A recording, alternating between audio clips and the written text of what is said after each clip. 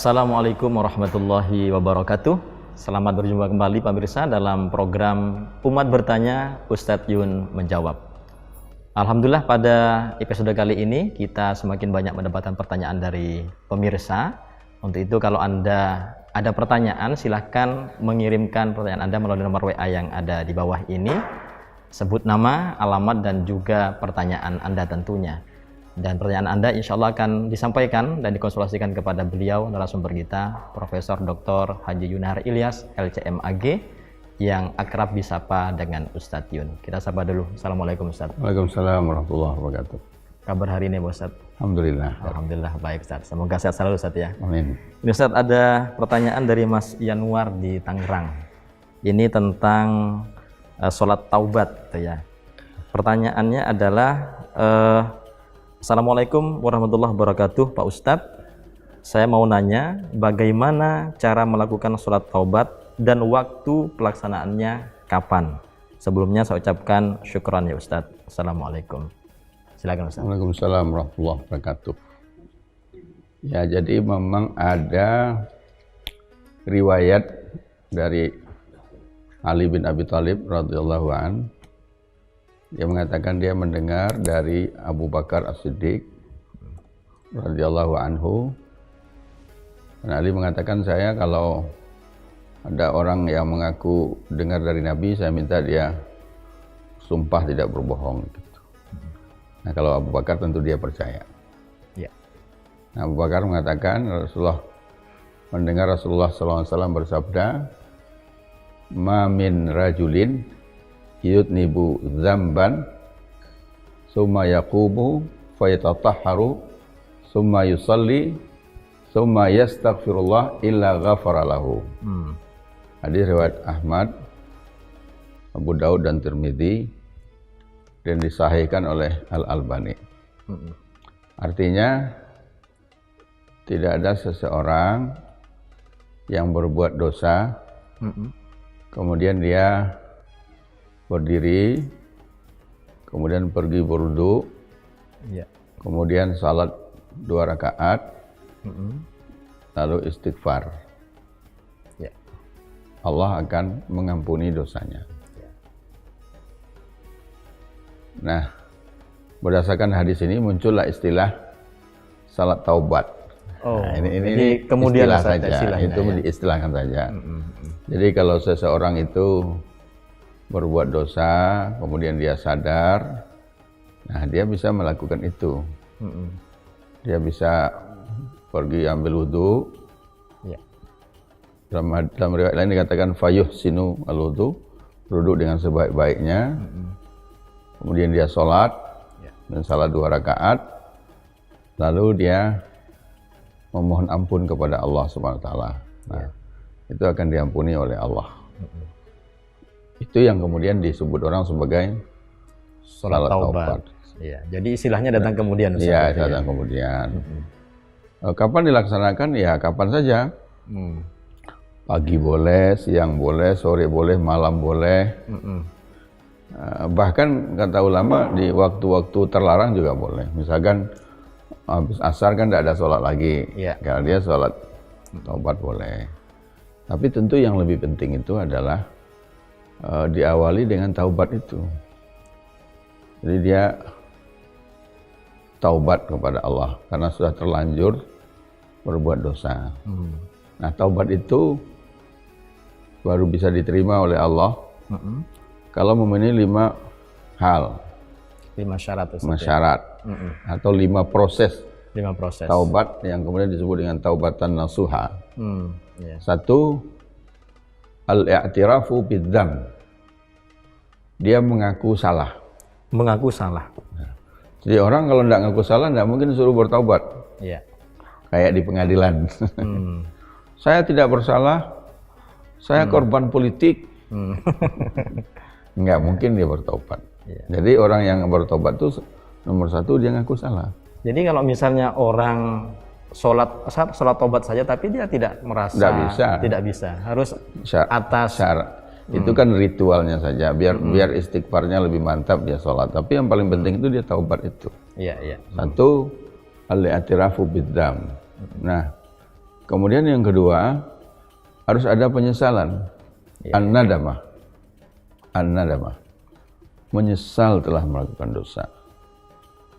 Jadi dulu ada yang nulis di koran di Jogja, seorang wartawan nanya sama narapidana di Rogunan, apakah Anda menyesal dari penjara? Dia bilang, saya sungguh sangat menyesal. Kalau nanti saya sudah keluar, saya akan lebih hati-hati lagi mencuri, biar tidak ketangkap. Oh, maksudnya bukan berhenti mencuri, tapi lebih menyesal telah mencuri, tapi menyesal tidak hati-hati mencuri, sehingga sekali mencuri langsung ketangkap. Jadi dia nyurinya ceroboh itu ya. Iya, jadi dia berjanji kalau keluar nanti akan mencuri lebih hati-hati lagi. Nah, itu tidak menyesal namanya. Atau mahasiswa nyontek ujian, di luar malah bangga dia ceritain sama teman, nggak bisa. Harus an-nadamah. Nah, baru yang ketiga, istighfar. Dia minta ampun kepada Allah. Dan memang minta ampun itu kepada Allah. Wa may yaghfiru dzunuba illallah. Siapa yang mengampuni kecuali Allah.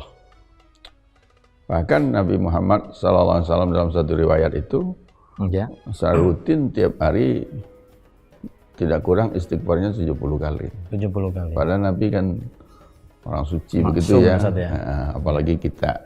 Kalau banyaklah istighfar. Kalau bacaan istighfarnya seperti apa, Ustaz? Ya cukup astagfirullah, astagfirullahaladzim, astagfirullahaladzim wa atubu ilaik. Ya, paling kurang astagfirullah. Paling kurang itu saja. Kan ada juga orang yang membaca namanya Sayyidul Istighfar sekali itu. Bisa. Boleh, Ustaz, itu bisa. Allahumma anta rabbi la ilaha illa anta khalaqtani wa ana abduka wa la ana ala ahdika abu laka bidzambi faghfirli fa innahu la yaghfiru dzunuba illa anta. Tapi yang paling penting itu adalah astagfirullah. Astagfirullah. Intinya di situ. Ya. Bisa ditambah astagfirullahaladzim. Tambah lagi astagfirullahaladzim wa atubu ilaik. La ilaha illa huwa wa atubu ilaik, macam-macam. Tapi intinya adalah minta ampun. Minta ampun. Nah, baru yang keempat, berjanji tidak akan mengulangi. Iya. Nah, itu.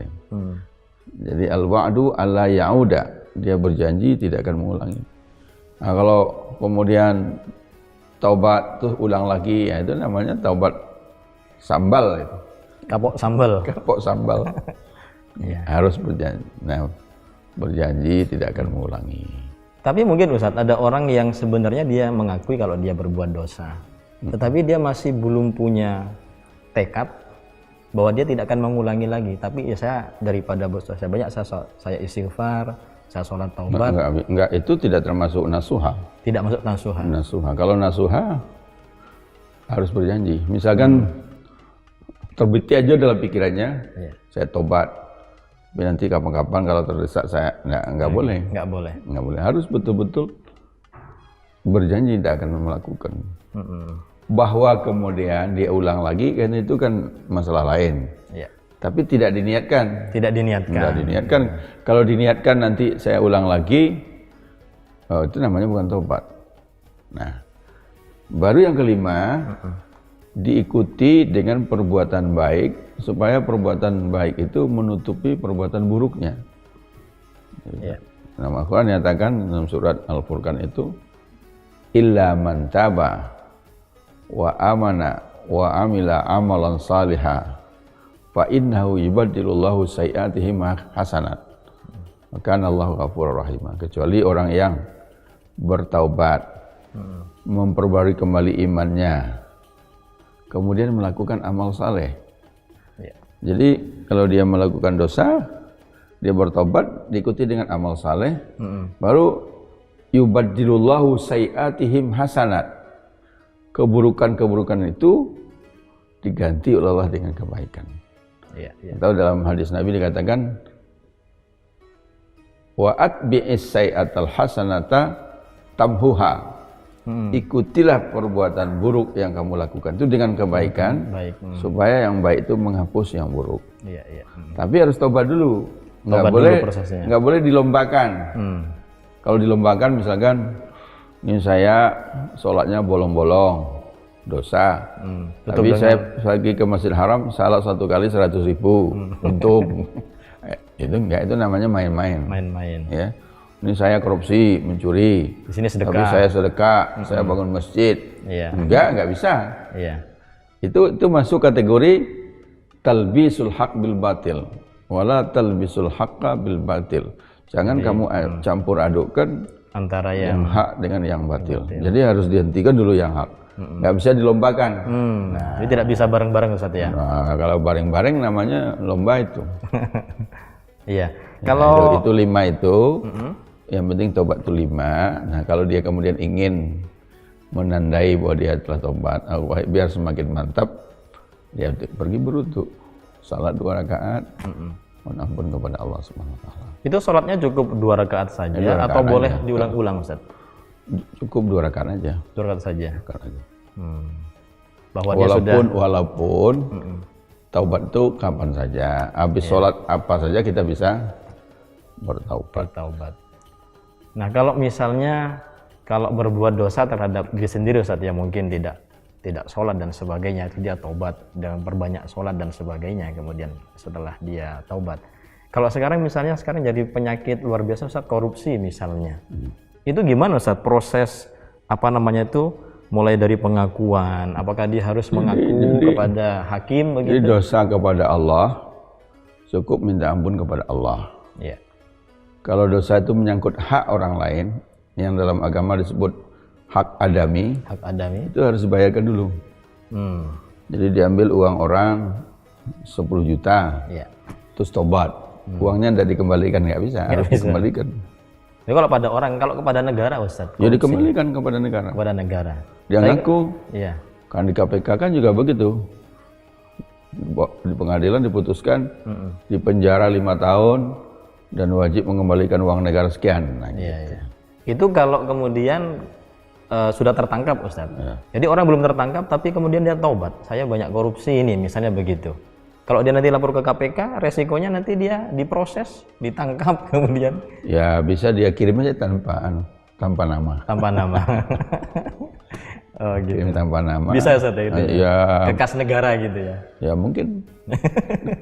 Nggak ada yang melakukan. Ya. Baik Ustaz, jadi demikian Pak Yunahar. Jadi untuk sholat taubatnya tadi Ustaz sempat menyampaikan dengan cara wudhu yang baik, kemudian sholat 2 rakaat, kemudian istighfar yang banyak, dan prosesnya untuk taubat nasuha tadi harus ada pengakuan, kemudian penyesalan, istighfar, berjanji tidak mengulangi, dan diikuti dengan perbuatan-perbuatan atau ibadah yang baik.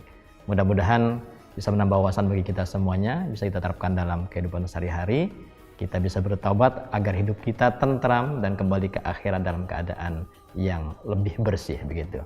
Demikian, sampai berjumpa pada kesempatan yang akan datang. Akhirul kalam, assalamualaikum warahmatullahi wabarakatuh.